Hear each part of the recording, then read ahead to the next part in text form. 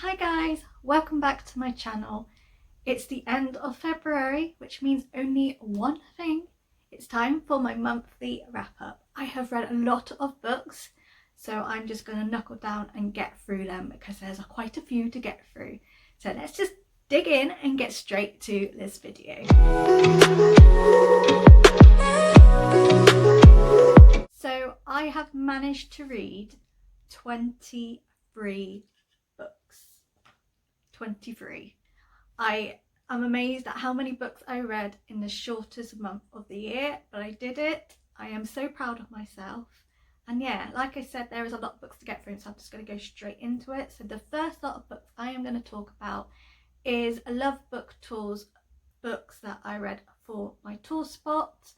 I have literally got one more book to read in March, and then that is it.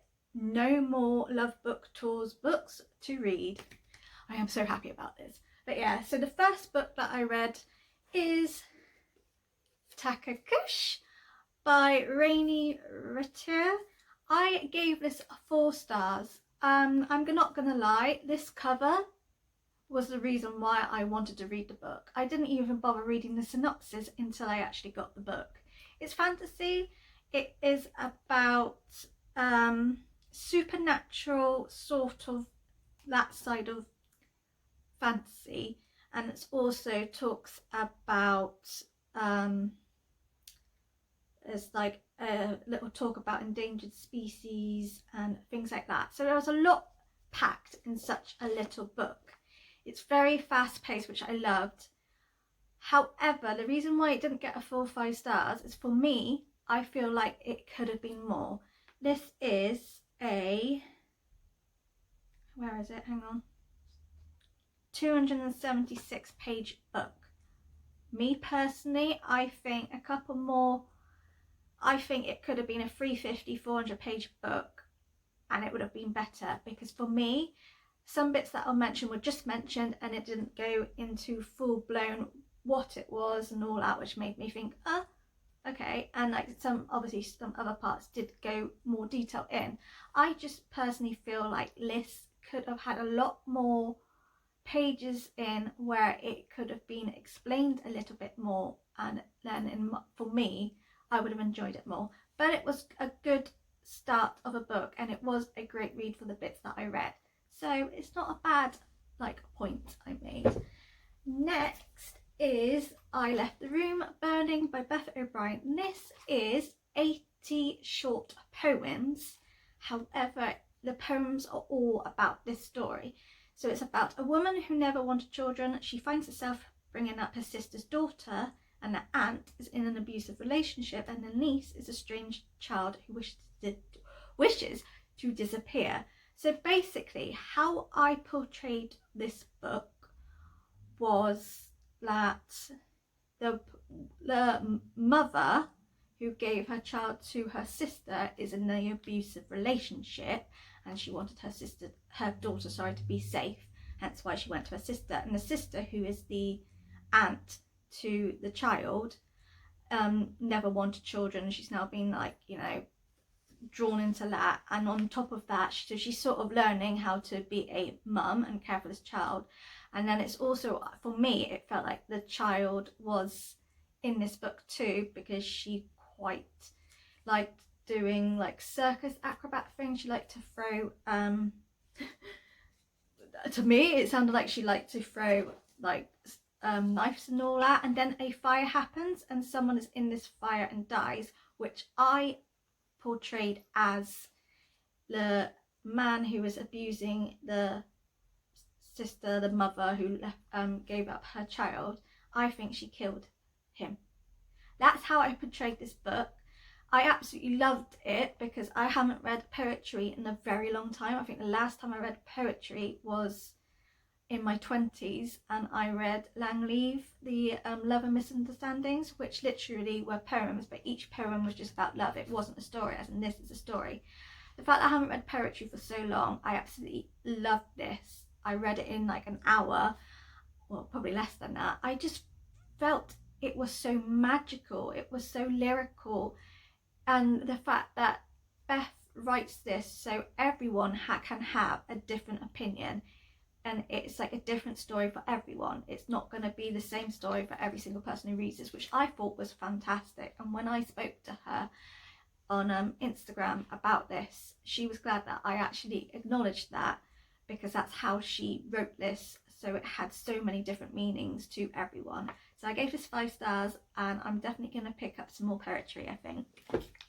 And then a next book that surprised me, because when I looked at the cover I thought it wasn't going to be brilliant, is Le Vagabond Mother by Tracy Scott Townsend. Now this is about a mother called Maya who has lost her whole sense of self. She was a really fun woman who met her husband, and they were all fun. They went on holidays. They had like a fantastic life, and then she became a mother 4 times, and then she was a new different person. She was a mother and she loved it, but now she's lost a whole sense of self because all of her children have flown a coop. They're adults now, they have their own lives, and on top of that she's lost contact with 2 of her sons. So her eldest Jamie literally ran away, didn't tell him where they went, and he has not spoken to them for 10 or 12 years. Like literally no contact. She doesn't know whether he's dead or alive. Yeah. And then Joe decided he did not want to go to uni. He wanted to go travelling. So his parents decided he could do it for 6 months, which then moved to a year. And then he told them, no, I'm not. I want to keep doing this first. And so it was a big argument. And Joe and his dad are very not, yeah, I don't think Joe's dad really likes him, to be honest. He's very disappointed by him and all that. So it was always Joe and his mum sort of that, but obviously when it came to it, his mum always sided with her husband. So in the end, he decided to stop contact. And I think by this point it had been about 2 years. And poor old Maya had the worst call she could ever get. And that is from the Australian police saying they think they have found her son's body, and that with this body it had Joe's travelling journal. So her husband and her 2 oldest daughters all went to Australia, and they did the whole body thing, and Maya comes back to the hotel with Joe's travel journal. And then within those 24 hours of all this drama happening, she decided she wants to follow Joe's footsteps and start travelling and relearn who she is, what she wants in life, and sort of feel closer to her son. So that's what she did. And then in this book it sort of fleets with different characters. So the first part, it was Joe's diary, so it was like it was sort of his narration of what was going on, the reasons why he stopped contact, that kind of things. It was then Maya's sort of narration in regards to how her journey was going and what she was getting up to when she was travelling. And it was also emails back and forth with one of her daughters, which explained how the family that was left behind was coping with her upping and leaving so suddenly. And then part 2 of the book then focuses on Jamie and like why he left and all that. So there's a lot happening. There were so many twists and turns in this that I didn't expect, and I loved it. It's the first ever book that I read about vagabonding, and it is really, really interesting, and I didn't expect to be so blown away by it. But I gave this 5 stars, and I really recommend everyone picking this up. I know it's not like the most appeasing cover, but don't let that make you think it's not going to be good. It was absolutely fantastic. I gave it 5 stars. I love it, and yeah. Next is Twinkle by Patricia Levy. I gave this 4 stars. This follows Tess and Jack. They're 2 years into their marriage. It's like their story of how they keep things alive and their love and all that. And then on top of this, some drama happens. So Tess is a best-selling author. She has a hell of a lot of money, and Jack is a federal agent. And this is actually a second book to the series, but it's not so much as in you need to read the first book.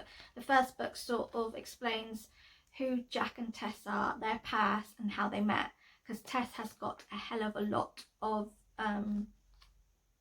basically Tess got abused when she was younger, and so the person she is now is someone who always is kind. She always sees the light out of really dark things because she has to, because if she lets the dark overcome her, then there's no point in her living.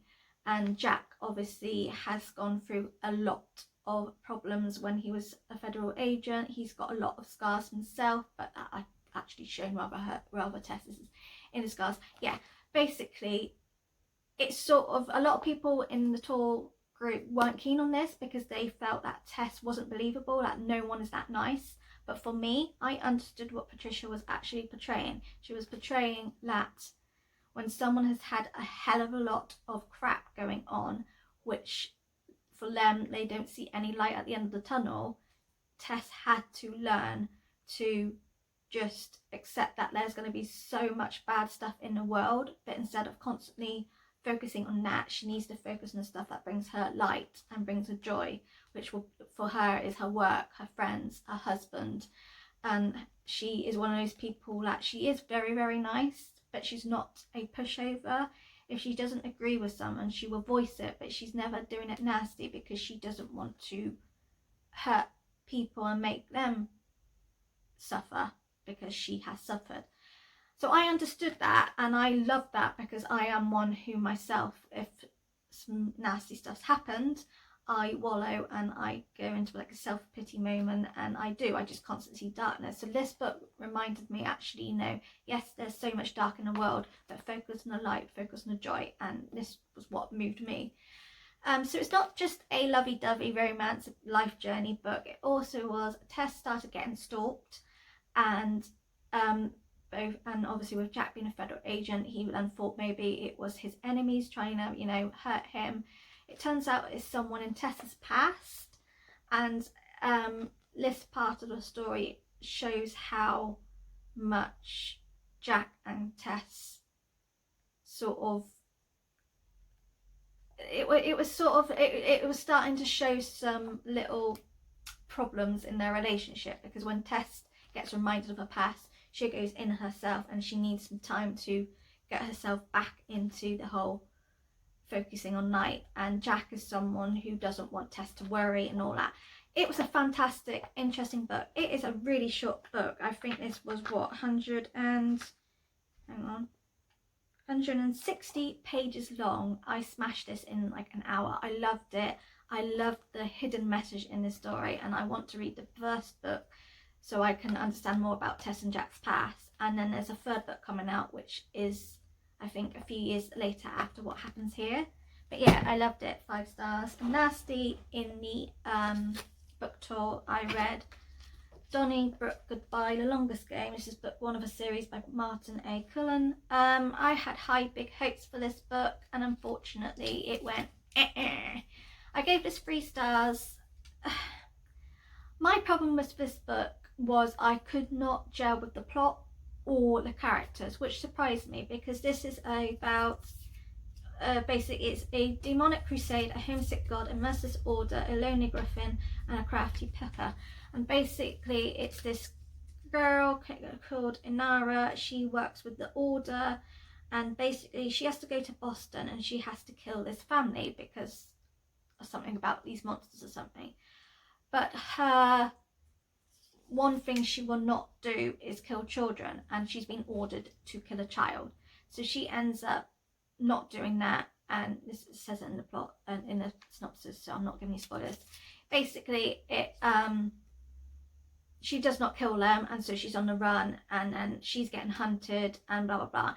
It was, and when you read the synopsis, it was a really good plot, and I thought, yes, I'm gonna love this. But for me, it was all over the place. It didn't center on one part aspect, and there was just too much going on, and I did not vibe with the characters. I didn't like Inara. I think she actually had she just did not feel human at all, and yeah, I just couldn't gel with the book, unfortunately, and I'm a bit disappointed because I really had high hopes for this book, but hey ho, that's what happens.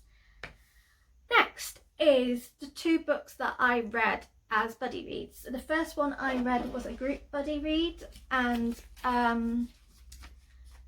I'm a little bit disappointed because I did lots of graphics for this and I had done a massive big discussion thing. I had a massive Zoom call all planned out with quizzes and just some fun times of it, and unfortunately that's all gone down the pot because no one's either finished the book or they're not around, and I'm kind of a bit down by it because in all honesty I put so much stuff into this, making it a bit more fun than just reading a book, and apart from like a couple of people who appreciated it, no one else did. But apart from that, I read A Discovery of Witches by Deborah Harkness. I gave this 5 stars. It's self-explanatory because I'm sure everyone's read this book or watched the TV series. This is epic. It follows Diana and Matthew. Diana's a witch and Matthew is a vampire, and basically they meet, they fight, and Diana finds this book that has been hidden and not opened for thousands of years. She manages to find it and opens it, and so everyone's now hunting her because they want this Ashmole 786 thing. And on top of that, with Matthew trying to protect her because so many people are trying to go after her and they're too afraid of Matthew, they start falling in love, but it's a forbidden love. And so it focuses all on that as well. And obviously Diana starts to learn more about who she is as a witch because she doesn't usually use her powers, and she's a very powerful witch. I love this. I love the romance. I've watched the first season of this on TV before I even read the book, so I knew what was going to go on. But I love that this book was very different to the TV series because how season 1 ends in the book, it ends completely different. So I was like, oh, I loved it. I loved learning more about witches. I learned so much about demons and what demons are portrayed in this book. Vampires, I'm obsessed with them. I always have been. Vampires are always my little supernatural books that I would go for. I like reading a lot about vampires and then the forbidden love with them. And I really like the scientific historical parts of this. No, I'm not going to lie, it did go over my head in some bits, but it was absolutely fascinating to read. And I think because obviously Diana is a historical sort of teacher and learns all these things, and with Matthew being a science, like bio person, yeah, it was fascinating to read and it made you understand the characters a lot more. And I love that in this, compared to the TV series, it went more into depth about Matthew's mother. And I really liked how at first she really hates witches, but she accepts Diana as her own before even Diana and Matthew admitted that they were in love. It's a brilliant book. I can't wait to dive into the second book in March and then the third book in April. I loved it, and I wish I could have discussed it properly with all of the other group members who were as part of it, but hey ho, that's life, whatever. I enjoyed it, so that's all I care about really. And another book I read as a buddy read, this was with Ellie.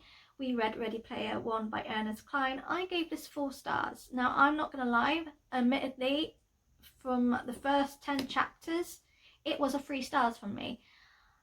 I've watched the movie. The movie, I'm going to be totally honest, I love the movie. I love the movie more than this book, which is shocking because a lot of people love this book, so I'm probably one of the majority who didn't. I gave this 4 stars because from 10 chapters onwards I decided to read an audio because Ellie told me that's what she was doing, and she said it was better in audio because her herself was struggling a bit with the slow pace in the book. Now, my problem with this book, it was simply the gaming bit. The gaming part of this I didn't understand because I'm not a gamer, so some of the gaming technology stuff went woof and I got confused. I loved the 80s pop culture in this. I loved the friendships. I loved the characters. I really liked Wade, and I liked Wade a bit more in the book than I did in the movie adaptation. However, I preferred Artemis in the book too than the movie adaptation, because I think in this it dives more about their personalities, their characters and all that as well. For me, it was just the gaming bit. I didn't understand it, and with that, and the book, I felt a little bit too slow for me. But I did read the audio version, and it was narrated by Will Wheaton, and his narration to this book really made this book come more alive, and it's just why it bumped up to 4 stars. I'm glad I decided to stick with it and do audio, because A, it was my first ever audio book, proper one, that I actually started and finished, and B, it did help with the book, so I'm glad about that, because I was getting a bit nervous about giving it 3 stars when everyone's giving it about 5 stars. Am I going to read book 2? No. If it came out as a movie, I would watch it, but I'm not going to bother with book 2 because, yeah. And then next I read, I'm trying to get them, hold on, the Cursebreaker series. So these 3 I read. Book 1 and 2, so A Curse So Dark and Lonely and A Heart So Fierce and Broken, I have already read, and they were rereads for me. So I did my review, and I'm going to do this wrap up as altogether too. Altogether, these were 5 stars. Separately, 5, 5, 4.5. So I'm not going to go full into these because they're rereads for me, but rereading them, I absolutely remembered why I loved the Cursebreaker series, why I loved the characters, the little romance, Lilith, all that. I loved these books, and they were still a 5-star for me after rereading this. Now, if you saw my 24-hour readathon video, which I will tag below, I read this and I went into depth of how slow it was, and that is what my problem was with this book and why it's been half marked off. So halfway through this book, I reached halfway and it was getting so slow. I was not vibing with the characters, which shocked me, because in books 1 and 2 I love these characters, but the characters in the start of this book were a shell of themselves. There were secrets, they were just being absolutely argumentative over nothing. If they just told them how they felt, that's not a word, felt, you know, everything would have been sorted. It was also, the first part of the book, extremely political and very war-y.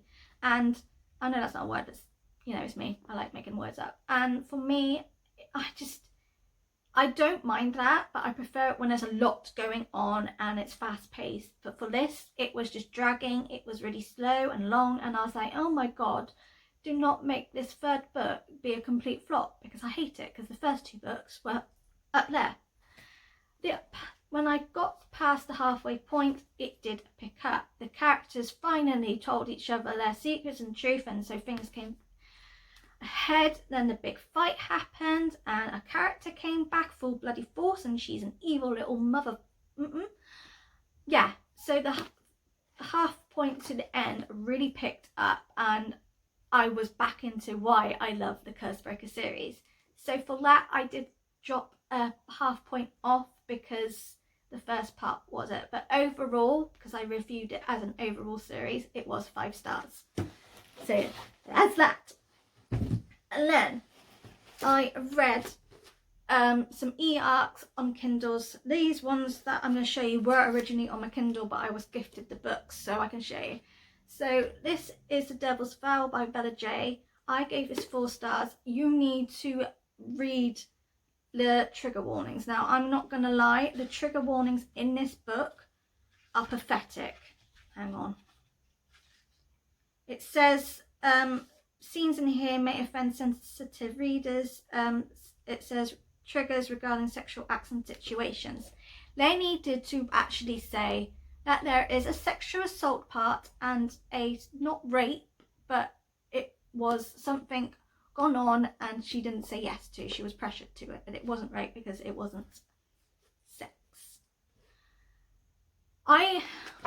It's dark romance, and I knew it was a dark romance, but I haven't read a dark romance where it's been quite ish. Once I got into the book and got over the initial beginning bit, I did enjoy it. I love Daniela and Guyan's, I cannot pronounce his surname, Gian, probably Gian, because I think he's Italian. I liked their romance. Like, they were enemies at first and then it went to lovers. It was like an arranged marriage because the mafia parents that they are with want to do a powerhouse thing altogether. I gave this 4 stars. apart from the initial beginning bit, I did enjoy this book. And then, so this wasn't an e-arc. I had to read this before I read the e-arc, so it was book 2. But I kindly got gifted it anyway. And then the e-arc, which is now out, is Devil's Vengeance, which is again by Vege. It's the second book of the series. Now, this again needed a full more bit of what the trigger warnings are, because again it says sensitivity for readers such as abuse, violence and sexual situations. They needed to put on there that there was torture, they needed to put on there that there was sexual assault, and they needed to put on there that there was rape, because the first half of this book was this poor girl being tortured and raped. I didn't particularly want to rate this book because of that. However, once that did pass and she, things got better, I then, from that part to the second part, I did rate it 3 stars because I had to give a rating for it because it was a honest review thing. But for me, I didn't enjoy this book. It was too graphic in regards to the sexual assault and rape. Now, I know, I appreciate when books do talk about it because it is a very much thing that happens this day and age, and it's something that no one talks about because it's such a big taboo and it shouldn't be. However, I appreciate when people put it in books, but they still need to be sensitive about it because not a lot of things trigger me. This made me uncomfortable. It was far too graphic and I thought, oh my god, come on. I appreciate what you're getting at, but it was too much. It was too graphic. It went too much into it, and part of me felt like they should just have insinuated it. It would have still, you would know what's gone on. But the second part of the book was, I gave it 3 stars for the simple fact that Daniela, from what went on with her, how she picked herself back up and put all her pieces back together, and how her and Gian's relationship, because by this point they were in love with each other, how their relationship grew and got stronger. That's why I ended up giving that rating the 3 stars. But if you're into dark romances and you're alright with the sort of triggering, then I would say read it, but because it's very sexy and smutty and quite woof. But yeah, it was a bit too much for me. The next book, which was on my Kindle, is Fused with Him by Kylie Kent. I was very honoured to read her first book in the series, which was Merged with Him. That was 5 stars. Fused with Him is another 5 stars from me. It is different characters this time. It was Riley and I can't remember what the boy character was now. I'll add it on there. It's about 2 characters that were involved in the first book, but they only had a little part in the book. This book focuses on them. Again, it's sort of not an enemies to romance kind of trope, but it was more friends to lovers kind of trope.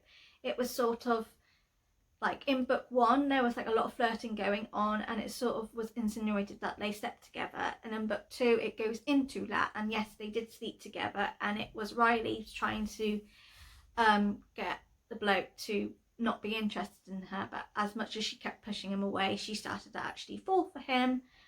And yeah, so their relationship sort of started evolving. It was brilliant. As I love how Kylie Kent writes. She just writes straight to the point. It's really fast paced, it's really quick. The flirting, the banter, the little sort of serious hidden messages that are in it are really clever, and the sex is off the chart. Seriously, I read it at night and I was like, woo, getting hot under the cover. It was really good. And the other book that I read on Kindle that was an e-arc too is It's Love by Jen Morris. I love this book. This was 5 stars. This book's really gotten me into my romance at the minute. She is a fantastic writer. So It's Love is actually in a part of a series. However, the series don't follow the same characters. It's all different characters. So I hadn't read book 1. However, book 2 was focusing on different characters. It was just sort of the same, how enemies to lovers kind of get together. So it focused on 2 characters, Kyle and oh god, I've forgotten her name now too. Again, I'm gonna have to write what their names are because I'm on my phone taping this and I can't get off and do it. It focuses 2 characters. She has really bad trust issues. Her husband was a bartender and cheated on her, so basically she's very much sworn off dating bartenders. Then she meets Kyle, I remember his name, who was a bartender, and he's trying to really he's interested in her, but she's like, no, no, no, no, no. But then it turns out that he can help her with her business, so they work together to get this business thing all sorted. And obviously as the story goes on, there's feeling starts happening. They start to just have sex just to get attention off, but then stuff happens. A lot of twists happen in this book, and I was at one point saying, guys, come on, no. And I absolutely loved the 1950s theme that was throughout this book. So the female lead of this book, again, I still can't remember her pagan name, which is annoying. She does her own dresses, and they're all 1950s theme. I loved it. My best friend is very into that sort of dress sense, so this book was really like for her. But I loved it. It was amazing. I gave it 5 stars, and like I said, this has really put me in a romance type mood. So yeah. The next books, I'm just getting them because they're all the way at the other end of my thing, are part of Tantab Collective's read along. So the first book I'm going to show you was What I Got Gifted. The second book is I Was Prompts Only. But the first one is The Survivors by Jane Harper. This is a crime thriller. I got gifted this hardcover copy and also a whiteboard with a pen, and we had to play detectives in this read along. I love this book. I gave it 4 stars. The reason why I didn't give it the full 5 stars is by halfway through I picked up who the killer possibly was, and when it got to that reveal, I was right. I wasn't right on the reasons why, but I was close enough, and that's why I knocked it down a mark, because I personally felt I could see that coming. Now, I noticed a lot of bookstagrammers who were part of this read along didn't. So whether it was me or not, I don't know. I do read a lot of crime thrillers, so I do sort of see the pattern. This is the first book I've ever read by Jane Harper, and I'm certainly going to continue reading some of her books because I love the way she writes. This focuses on Kieran, who has to go back to his hometown in Australia. He basically fled there because his brother died in a freak storm accident for saving him. But on top of all of that, one of the girls was missing, called Gabby, which was Mia's best friend and Olivia's sister. She went missing, and then her bag was found washed up, so everyone had presumed she was dead. But there's like sort of 2 different sort of stories about that, because it comes to like what happened to Gabby, and then it comes out with that because once Kieran got back to his home thing, within a few days of being there, another body was found on the same spot that Gabby's bag was found on the beach. So it sort of comes to light of who this body was and why, but it obviously interlinks with actually Gabby and her being missing and what actually happens to her. Excuse me. So yeah, I really enjoyed it. For a long while, I thought all of the characters that were mentioned there in here had some part in all of this. Mia, which is Kieran's girlfriend, I still to this day think there's some secrets going on with her, but it didn't get mentioned, and it annoys me because I want to know what her secrets were, because she seemed really shifty. But I really enjoyed this book. It was a really fun, fab read along, and like I said, this was 4 stars. And then the next one is What I Got Prompt Only, is The Gilded Ones by Namina Fauna. I got this on pre-order. Look, beautiful, beautiful book. So when I saw that there was a read along for it, I asked for prompts because I hadn't read it yet. As you can probably see, I tapped the bitch out of this book. Oh my god, I was mind blown throughout the book. From the get-go of this book, I was screaming at it. Oh, it was brilliant, guys. This is released this year, 2021, and I'm going to say this is the most anticipated read that a lot of people are saying, and if you haven't read it, you need to read it, because this is probably going to be one of your favourite books of 2021, because it certainly is mine. It's basically, are we girls or are we demons? Are we going to die or are we going to survive? It follows Dika, who has to go through a purity ritual for her to have place in society because she's a girl. On top of that, she's coloured, so people sort of judge her because of that, because she's different to them. She is worried that she's not going to be pure, and she's kind of kept wishing to do that because there was something a bit dodgy about her mum, and she feels like she's got that same dodginess.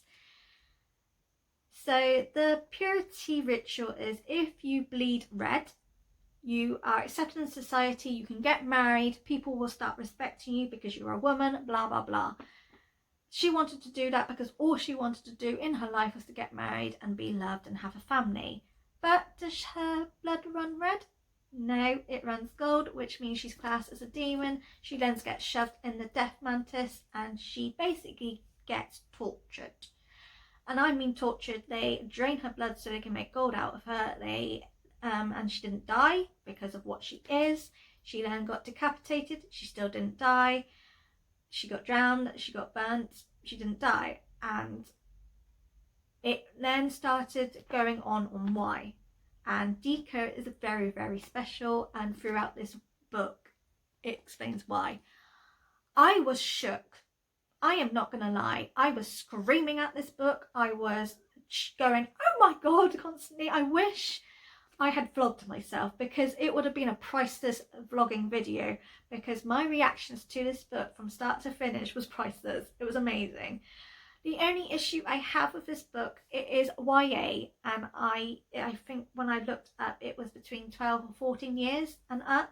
I personally think it should be 18 and up, because it was quite graphic, to the point that at one point there was throat slit from ear to ear, a spine was ripped out through the body, that kind of thing. I felt a bit over it, and I think, young teenagers, I know they're a bit older, but I still think that it needed to be based a bit higher. But other than that, I love this book, and I beg you all to read it because it is exceptional.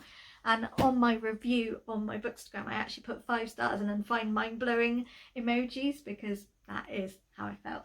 And then lastly, I'm adding these 6 books into my video, but I have yet read them. As this video comes out, I would have read them, but while I am doing this video, I'm currently reading them. I won't go into what it is, because actually no, I can, because this video will be going before this. Basically, I am taking part in a 24-hour readathon with a load of group of other Bookstagrammers, and the theme is romance. So the books that I have picked up to read, and I will say my what my prediction is, and then I will actually edit it and put a clip of whether I read it and what my actual rating was. The first one is Heartstopper Volume 1. This is a graphic novel by Alice Osman. This is self-explanatory. I'm not going to go into it because pretty much everyone has read this book, and I'm the one of the few who hasn't, because I've been too scared to. But I'm finally going to read it, and I'm so excited too. I'm predicting this is going to be 5 stars because everyone says how amazing it is. Next is Up Close and Personal by Catherine Freeman. This is like a bodyguard kind of friends to lovers romance. Again, I'm really excited to read this. I don't think I've seen this about on Bookstagram or BookTube, so it'll be nice to actually put this out there and for people to maybe read it. I'm predicting this 5 stars as well because it does sound really good. Next is The Viscount Who Loves Me, which is by Julia Quinn. This is the second book in the Bridgerton series. This follows Anthony Bridgerton, who is one of the 8 Bridgerton siblings. I love Duke and I've watched the Bridgerton series. I loved Anthony, so I really feel like I'm gonna love this book, so I predict 5 stars of this. Next is The Kiss Quotient. This is on my Kindle, and I also have an audio book just in case I can't do Kindle. I'm going to predict this 4.5 stars because I'm not sure what to think of it yet. Next is The Foxhole Court. That is on my Kindle too. I'm predicting this 4 stars because I've seen this hit and mix. of reviews about it. A lot of people say it's brilliant, others say it's not, so we'll see. I'm thinking 4. And then lastly is You Had Me at Hola, which is on audiobook. I have seen so many people on BookTube talk about how brilliant this book is. It sounds like my kind of book too, so I'm going to predict it's 5 stars. So yeah, there are my 6 books for my 24-hour readathon. I will edit it and put a picture on of whether I did finish it and what my actual rating for it, to see whether I was right in the predictions. But yeah, they are my 23 books that I read this month. Sorry it's a very long video, but I'm trying to go through as quickly as I can. If you've read any of these books, let me know your thoughts and what you thought of them on my comments. If you want to know more about these books because they seem something that you would like to maybe read, then again, put in the comments. If you haven't subscribed, please do, and like this video as well. I will see you all again soon. Thank you for watching, take care, and goodbye. Bye.